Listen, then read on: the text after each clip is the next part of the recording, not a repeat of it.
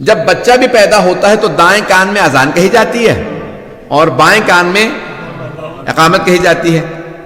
جب بھی اذان و اقامت ہو تو اس کے بعد نماز ہوتی ہے. نہیں ہے مجمع بھائی؟ جب بچہ پیدا ہوتا ہم میں سے جو بھی مسلمان گھرانے پیدا ہوا تو اذان و اقامت ہوئی لیکن نماز نہیں ہوئی.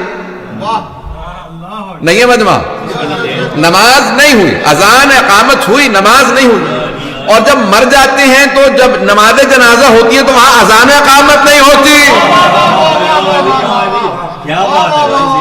آپ نے غور کیا ہے بھائی؟ فجر کی اذان ہوگی، اقامت ہوگی، ظہر کی، عصر کی، ساری نمازوں کی اذان و اقامت ہے لیکن نماز جنازہ کی نہ اذان ہے نہ اقامت. کبھی سوچا کہ وہاں اذان و اقامت ہے، ولادت پہ نماز نہیں، جنازے پہ نماز ہے، اذان و اقامت نہیں.